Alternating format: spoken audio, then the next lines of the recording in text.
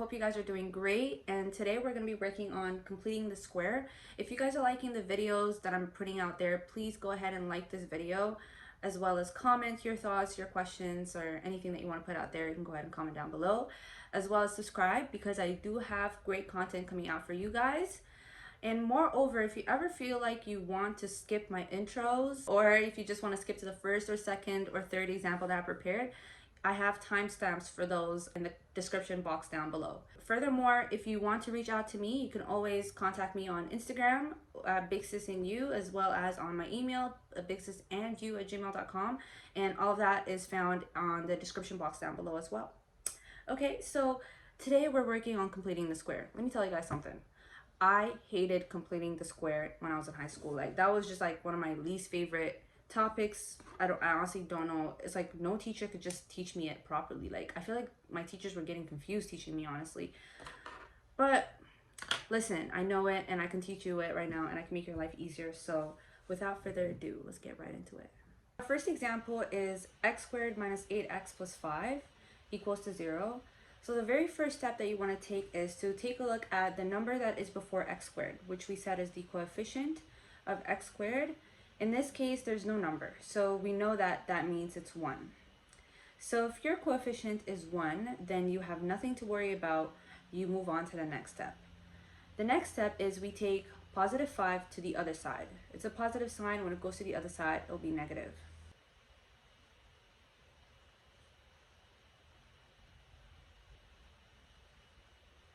So I left space here because we need to be able to replace it with a different number. The number that we're going to be able to replace it with is going to make the whole quadratic equation a perfect square. That perfect square is going to help us later on. Now, how do we find a number here that's going to make everything here a perfect square? What we do is we take the number here, negative 8, which is b. So we take b divided by 2 and then square it. In this case, b is negative 8 divided by 2 and then square it, which is going to equal 16. I rewrote it so that we can have enough space to write what we want to write. So x minus 8x, so we said it's 16. Now we're going to add, so plus 16 on both sides, plus 16. So the next step is we take the letter x, and then whatever sign is before b, which is negative in this case, and then we take b divided by 2, which is going to give us 4. 4. And then we square it. So equals to negative 5 plus 16 is 11. In order for us to solve for x, we're going to have to square root each side. These two will cancel out.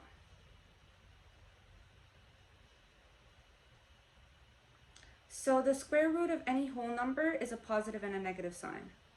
So it is important for us to write plus minus square root of 11.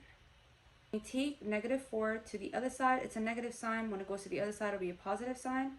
So x equals to 4 plus or minus the square root of 11.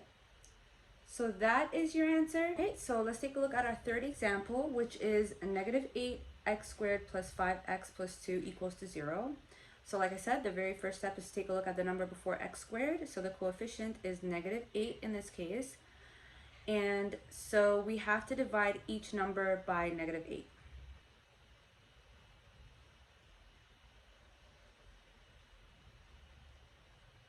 So obviously these two will cancel out. So the next step is to take negative 2 over 8 to the other side. So it's a negative sign right now. When it goes to the other side, it'll be a positive sign.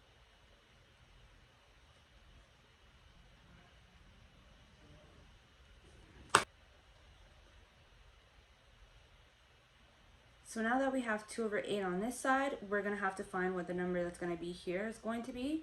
And like I said, it's going to be b divided by 2 squared. So b divided by 2 squared.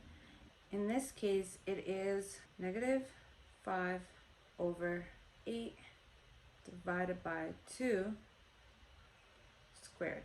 And that is 25 over 256. So like we did earlier, we're going to take this number and add it on this side and add it on this side. Let's go ahead and do that. So plus 25.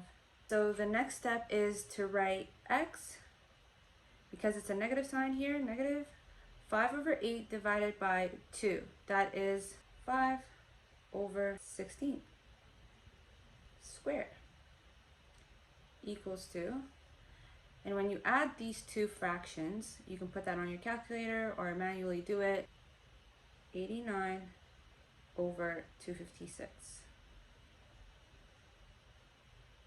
In order for us to solve x, we're going to have to square root each side. So we go ahead and square root each side. These will be canceled out. We're left with x minus 5 over 16 equals to, so the square root of a whole number once again is going to be plus minus square root of 89. Square root of 256 is simply 16. So for our final step, we're going to take negative 5 over 6 to the other side. So negative sign, once it goes to the other side, will be a positive sign. X equals to 5, 16, plus or minus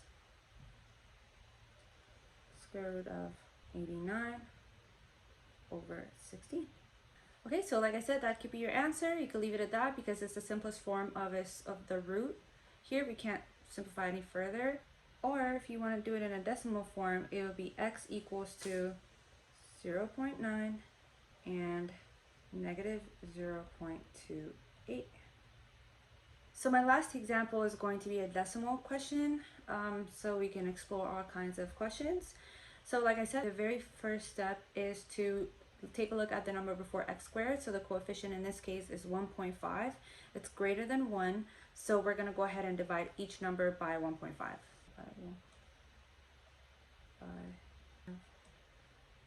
Divided by 1.5. So this will cancel out. So x squared minus 26.7 divided by 1.5 is 17.8. So it's 17.8 x plus 2.4 divided by 1.5 is 1.6. 1.6 equals to 0. So the next step is to take 1.6 to the other side. So it's a positive sign right now. When it goes to the other side, it'll be a negative sign. The next step is to take b divided by 2. So b divided by 2 and then square it in order for us to know what the number that's going to be here and here. So in this case, it is squared, which is going to be 79.21. So you take 79.21, we add it here, and we add it here as well. Let's go ahead and do that. X squared minus 17.8 x plus 7.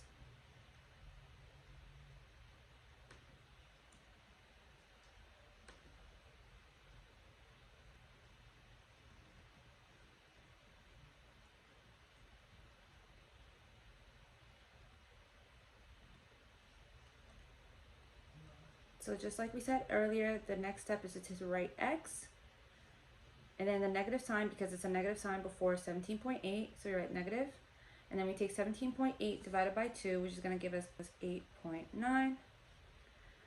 So once again, if you take x minus 8.9 and multiply it by x minus 8.9, it's going to give us x squared minus 17.x plus 79.21. So this is just a different way of writing this.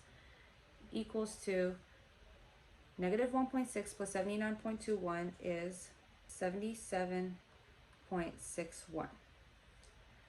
So we go ahead and square root both sides. So square root on this side, square root on this side. These will cancel out.